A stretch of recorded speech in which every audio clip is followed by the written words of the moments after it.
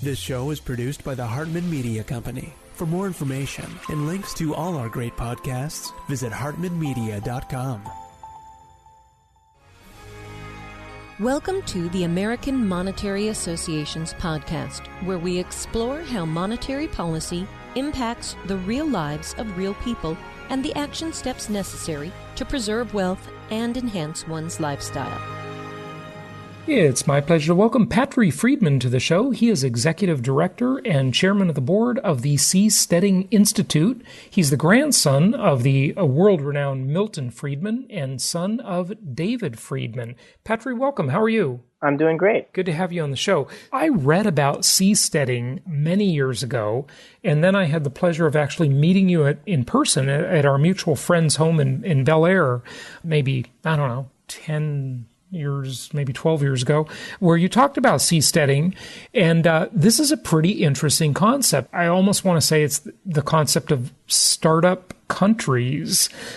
So what is seasteading and what is a startup country? So seasteading is the idea of building homes on the ocean, and not just homes, but communities and eventually countries. And the reason is that, I view government as an industry, just like any other. And if you start thinking about it as an industry, and we just use our financial analyst or economics hat, you realize that it's a really messed up industry because new firms can't enter. You can't just make your own country. There's no startup sector. And so, of course, there's not much innovation. And the idea is that we could fix this if we opened a new frontier and people could go and start new countries, trying out new systems of government, just like America did a couple hundred years ago. And maybe we can find a new operating system for the 21st century. Okay, well, you start a new company with an idea and some capital and a certain jurisdiction in which you do it, and you're subject to the laws of that jurisdiction, obviously. But I don't know if what you said is exactly accurate. Just to be fair, you can start a new country. The problem is you need a military with which to do it, right? New countries are always started by force, aren't they? That's right. Yeah. You can start a new country if you're willing to win a revolution. And some people say an election, but that's not really true. We can see even when candidates who want to engage in great reforms win an election, they're dealing with the entire mass of laws, the bureaucracies, and the organizations that are in place. And they can't just change the direction of an entire country. And that's probably good. They shouldn't be able to. What we're saying is that we also need places that have more experimental rules chosen by smaller teams of people, maybe even for-profit companies in some cases. We view these as sort of the next evolution of, imagine like master planned communities meet special economic zones, where the real estate developer is not only putting together the project, but also even looking around the world at the best legal codes and choosing what legal codes to use and operating the courts and the police and not just the development. Interestingly, that's exactly what at least smart entrepreneurs do when they set up a business. If it's within the United States, they shop between 50 states and maybe Puerto Rico and Washington, D.C. as well, and they decide where is it best to form my corporation or LLC? What place has the most favorable laws? And, maybe they don't physically need to be there. Maybe they do. And they shop. It's a marketplace and it's a wonderful thing. People vote with their feet, as it should be. But, it's interesting. I love real estate. I've been in that business all my life. I especially love income property. And I remember years ago hearing the preamble to the National Association of Realtors induction.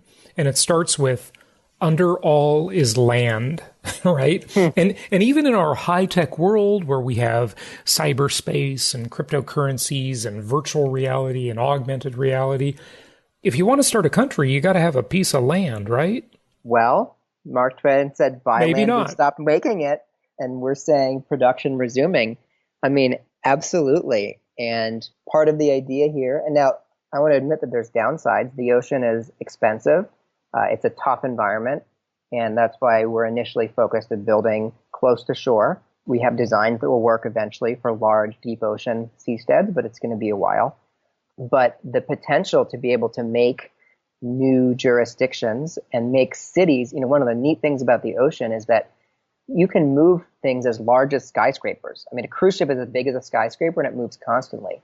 So cities on the ocean could actually be modular and rearrangeable, where you can not only vote with your feet, but vote with your house or vote with your commercial real estate property. And we have partners in the Netherlands who design floating homes there, and they're able to do really neat things like when a floating office building gets upgraded, instead of having to demo it, tear it down, they instead sold the smaller building and towed it off to a new location and installed the bigger building. Wow. So there's some really amazing things possible where cities are competing for people, competing for capital, and even competing for the very floating real estate that the cities are made of. Okay, so, you admit that the ocean is a tough environment, and I would agree with you, certainly. I mean, some of these cruise ships could almost be a country. They're pretty large. They're getting pretty big. Why not just buy a piece of land from a country? Maybe there is some country that would sell you a piece of land and allow you to make it a sovereign country, right? Has that occurred to you, or is it really you got to be on the ocean?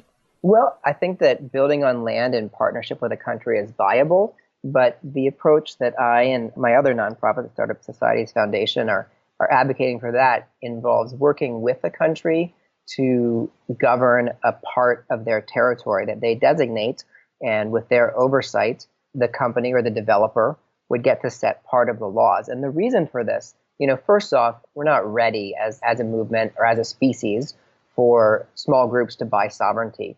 But the other thing is that actually in international law, part of how sovereignty works is it's being recognized by all of the other countries. And so if a developer makes an agreement with one country to do what's called a charter city inside that country and get to bring in best practice laws from around the world, they're essentially operating in international law under that country's sovereignty. And so every country that recognizes that host country would recognize them. But if you got a country to sell you land with sovereignty, then you go from being recognized by 150 countries to being recognized by one country. Because even if they say, this land is not ours, we recognize your sovereignty, right, no other country is recognizing you. And that means you only have one country recognizing you. And okay, so yeah, fair enough. That's a good point. So how do you get the other countries to recognize you? Do you go and petition the United Nations or something? It's a complex question because there's no established procedure to become a new nation. There's a lot of customs and guidelines.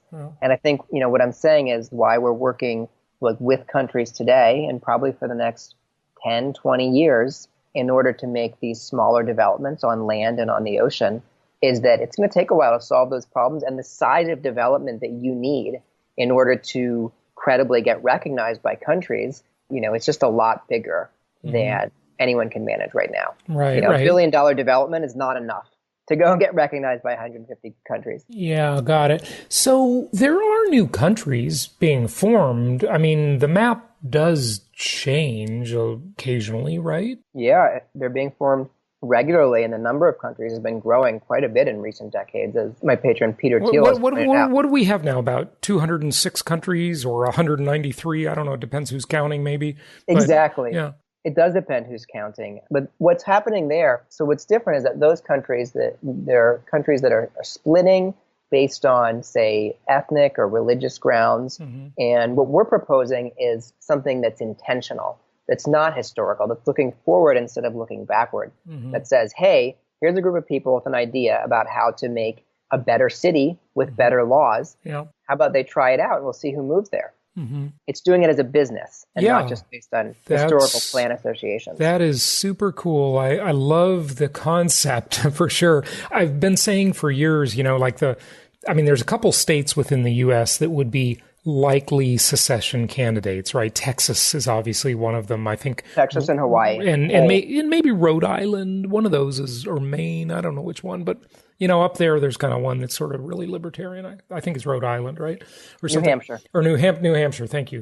Sorry for my ignorance on that, but I just couldn't remember. Like I always say, if Texas was to secede from the Union, the first question is, would they let it happen, right? Would the government roll tanks in there? Would there be fighter jets flying over, bombing? Yeah. Who knows? It's never been tried, right? But if it did, I always said it would become the Hong Kong of the United States because it would be this mecca where all the capital would flee to the most friendly, money goes where it's treated best. And that's what would happen. So there could be a secession concept, right? There could be, but I think it's tough to do because in the U.S., secession is associated with darker aspects of our past. Mm-hmm. And I definitely think that the Union is starting to strain a bit, but it's still, the United States, I think, is still a lot stronger than, say, the European Union. Mm-hmm. And I think it'll be a while. Right. What you're saying about capital. So, part of what I see is that capital is already flowing really effectively between jurisdictions based on where it gets the best treatment.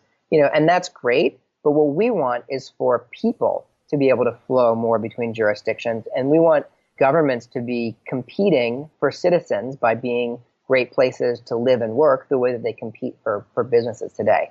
So that's part of the idea. Let's talk a little bit more practically for a moment. What is a seastead? I mean, what is it made out of? What makes it float?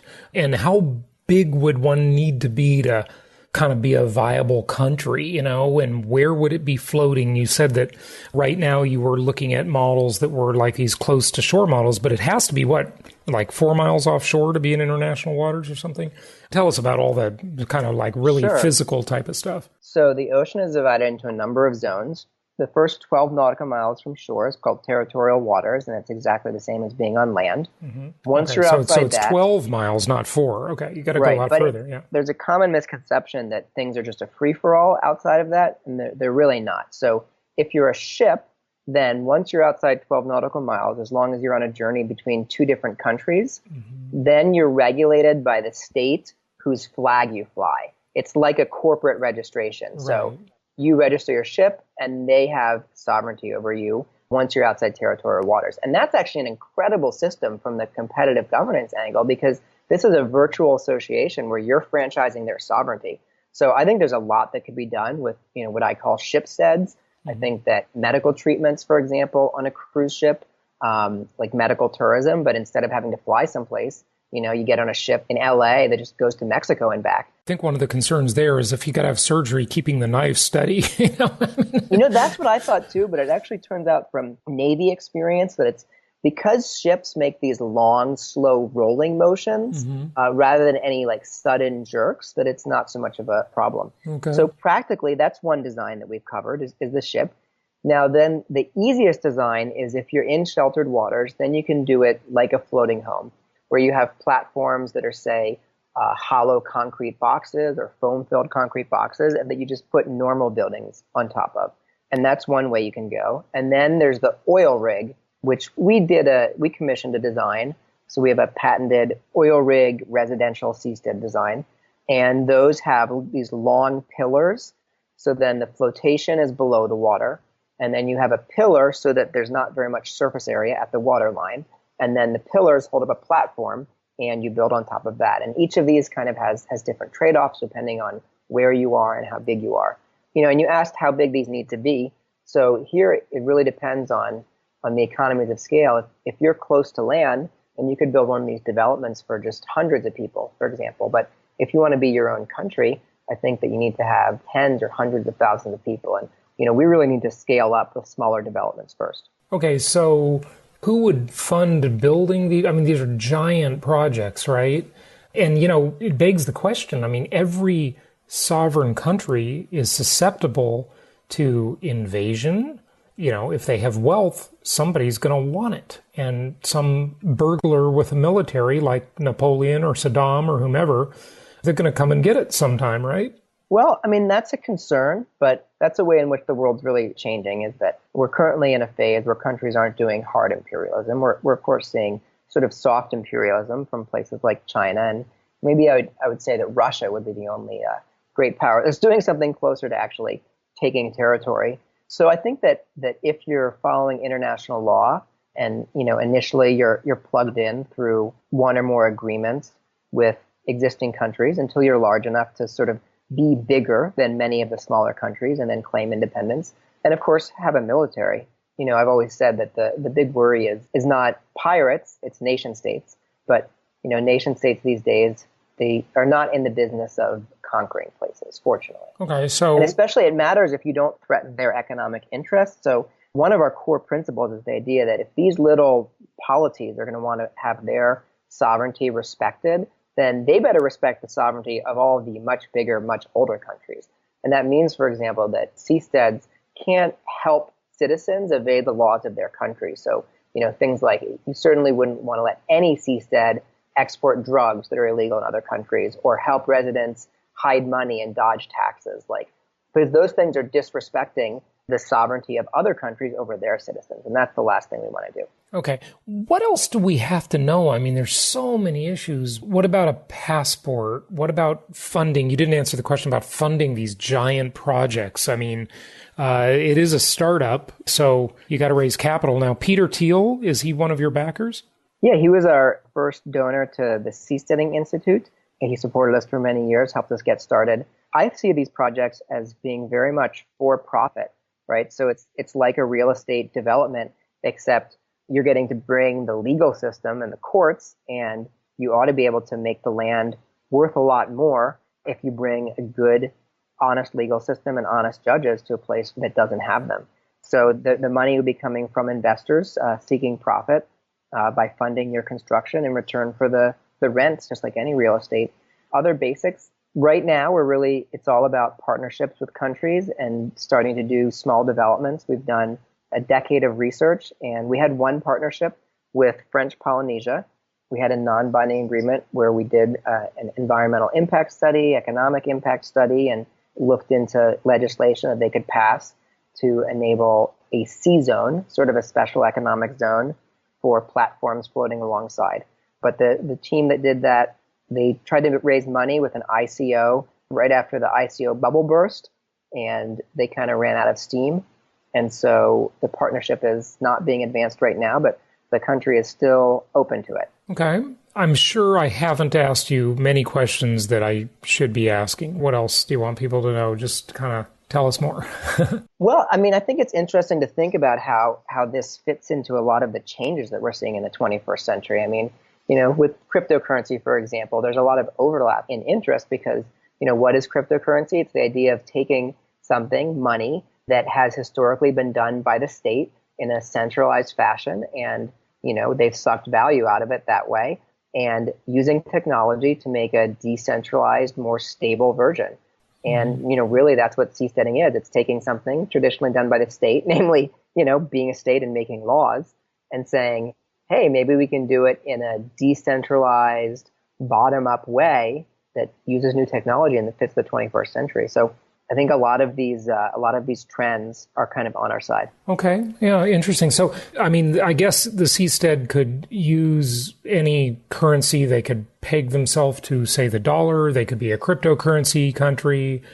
So yeah, absolutely. There's that. Do you want to mention something about that? One thing that people often mistake is thinking that seasteading is about one particular society that we want to make. And so they ask us, what will the money be in your seastead? Mm-hmm. And the answer is that our goal is much bigger than that. We don't want to create one society.